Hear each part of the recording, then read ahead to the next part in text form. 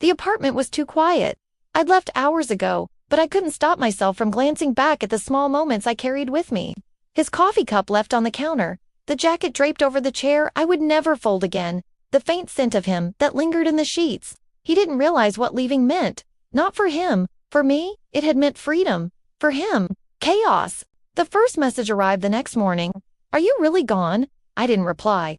I had learned something crucial in the last few episodes. There is no healing in revisiting a past that chose betrayal over truth. He sent another message hours later. I didn't mean for it to happen. I read it once, folded my phone, placed it on the table.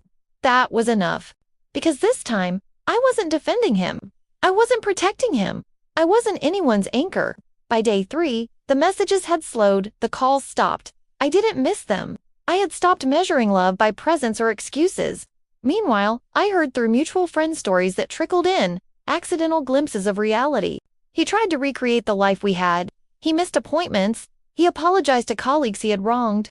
He realized, slowly, that people noticed him differently, now without me smoothing over the cracks, without me giving him space to hide his mistakes. The life he had depended on me to stabilize was unraveling. I, on the other hand, was building a new routine. Coffee in the mornings tasted stronger. The streets felt larger. I walked slower, noticing details I had ignored in the rhythm of trying to hold someone else together. I met friends I had neglected. I said yes to invitations I had declined. I laughed without questioning whether it was okay, without waiting for permission and someone else's happiness. And somewhere in that laughter, I remembered the woman I had been before the silence, the secrets, the betrayals.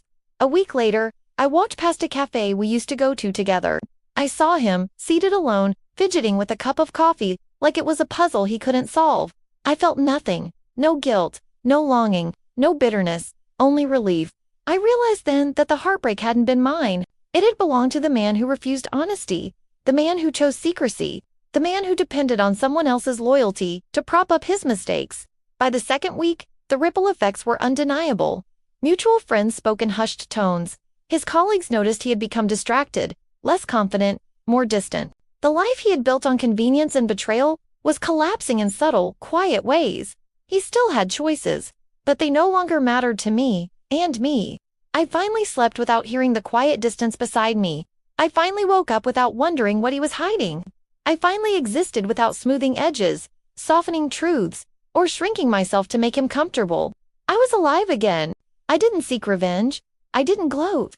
I didn't write his failures into my happiness. I let them happen naturally. Because sometimes, life itself delivers the consequences you refuse to acknowledge. That evening, I sat by my window, watching the sunset spill over the city skyline. It was beautiful, and I knew, for the first time in months, that everything falling apart behind me was proof of something I had always known. I deserved honesty. I deserved respect.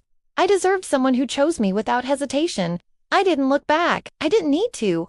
What fell apart after I left was his story, and I was writing mine. The story continues. Don't miss the final chapter. Watch the next episode on Berries Inc. to see the journey to healing, closure, and the true power of moving forward. Thanks for watching, and remember to subscribe so you don't miss the finale.